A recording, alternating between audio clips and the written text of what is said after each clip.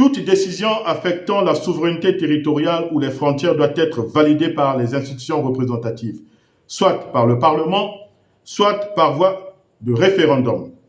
L'annonce unilatérale de l'ouverture des frontières constitue donc une violation flagrante de ses obligations constitutionnelles.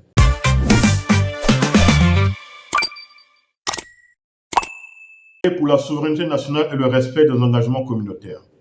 Chers compatriotes, après avoir consolidé son maintien au pouvoir par la parodie électorale du 15 mars 2026, le président du PCT a entamé son nouveau mandat par la nomination d'un gouvernement pléthorique, sans bilan élogieux et par une série d'activités internationales déconnectées des réalités du peuple congolais.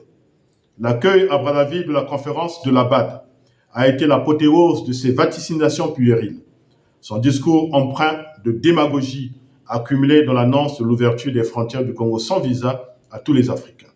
Or, conformément à l'article 58 de la Constitution du Congo du 25 octobre 2015, le président de la République est le garant de l'indépendance nationale, de l'intégrité du territoire et du respect de la Constitution, des traités et accords internationaux. Fin de citation.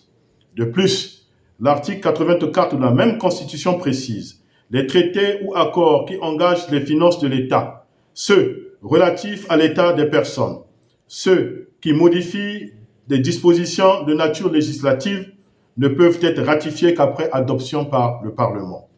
Ainsi, toute décision affectant la souveraineté territoriale ou les frontières doit être validée par les institutions représentatives, soit par le Parlement, soit par voie de référendum. L'annonce unilatérale de l'ouverture des frontières constitue donc une violation flagrante de ses obligations constitutionnelles. Chers compatriotes, le Congo est membre de la Communauté économique et monétaire de l'Afrique centrale, CEMAC. L'acte additionnel numéro 01-UEAC-019-CM-22 du 14 juin 2013 relatif à la libre circulation des personnes stipule: les ressortissants des États membres de la CEMAC sont dispensés de visa pour entrer et séjourner dans un autre État membre pour une durée maximale de 3 mois, munis d'un passeport biométrique ou d'une carte nationale d'identité. Cet acte a été ratifié par le Congo en 2017. L'ouverture des frontières à tous les Africains, au-delà des 6 États membres, j'ai cité le Cameroun, la RCA, le Tchad, le Congo, la Guinée équatoriale et le Gabon, dépasse ce cadre légal et viole le droit communautaire. Cette décision expose le Congo à, du point de vue de la violation constitutionnelle, à l'atteinte au rôle du président comme garant de la souveraineté et de l'intégrité nationale. 2. Du point de vue de la violation communautaire, au non-respect des accords CEMAC sur la libre circulation. 3. Conséquences sociales, risque d'afflux incontrôlés aggravant, chômage et pression sur les infrastructures déjà défaillantes. 4.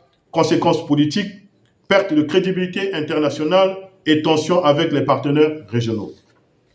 Monsieur le Président de la République, l'ouverture inconsidérée des frontières du pays n'est pas une priorité pour le peuple congolais misérable.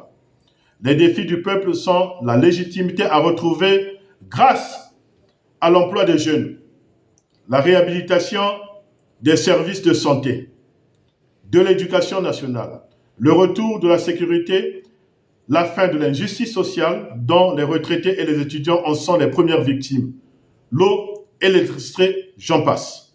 Les Congolais attendent par ailleurs des mesures de décrispation du climat social. Celles-ci passent par la libération sans condition des prisonniers politiques embastillés dans les geôles du pouvoir, voici bientôt près de 10 ans déjà. Est-il nécessaire de rappeler qu'un pouvoir qui prospère sur le malheur de son peuple est un pouvoir illégitime et spirituellement mort? La FOC s'inscrit en faux contre cette énième boule pliante qui n'est qu'une tentative d'aliénation des Congolais vouée à l'échec. Elle rappelle que le président de la République doit veiller à l'application des engagements internationaux, notamment ceux pris dans le cadre de la CEMAC, et exige que les 2 chambres du Parlement s'autosaisissent de cette question existentielle. Par ailleurs, La FOC réaffirme son combat pour l'alternance et la refondation d'un Congo réconcilié et uni, fidèle à ses institutions et à ses engagements régionaux. Fait à Brazzaville le 2 juin 2026 pour la Fédération de l'opposition congolaise, le Présidium.